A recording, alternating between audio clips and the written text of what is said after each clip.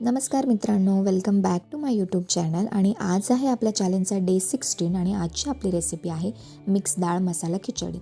So mix डाळ मसाला खिचडी बनवण्यासाठी इथे आपल्याला कुकरमध्ये तेल छान तापवून घ्यायचं आहे. तेल तापल्यानंतर जिरं मोहरीची फोडणी द्यायची आहे.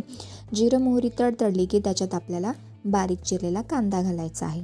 कांदा हा आपल्याला आधी तेलात छान परतवून घ्यायचा आहे. ब्राऊन होईपर्यंत आपल्याला कांदा इथे परतवून घ्यायचा आहे. मिक्स डाळ खिचडी बनवण्यासाठी इथे मी तुरीची डाळ आणि मसूरची डाळ यूज केलेली आहे.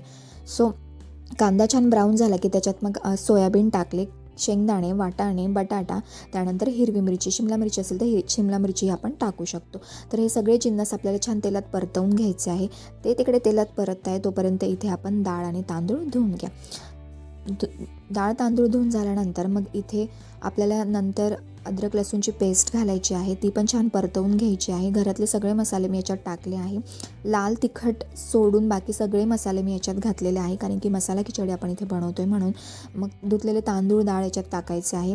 हे सगळं आपल्याला छान परतवून घ्यायचं आहे. परतवून झाल्यानंतर 1 ग्लास पाणी टाकून चवीनुसार मीठ टाकायचं आहे आणि भरपूर अशी कोथिंबीर आपल्याला याच्यात टाकायची.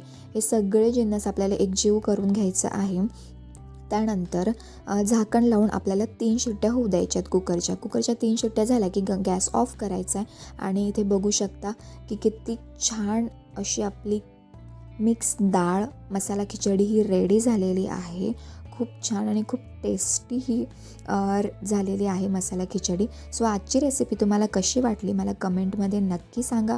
व्हिडिओ आवडल्यास लाईक शेअर नक्की करा. चॅनलवर तुम्ही नवीन असाल तर चॅनलला सबस्क्राईब नक्की करा. पुन्हा भेटूया नवीन व्हिडिओमध्ये. बाय.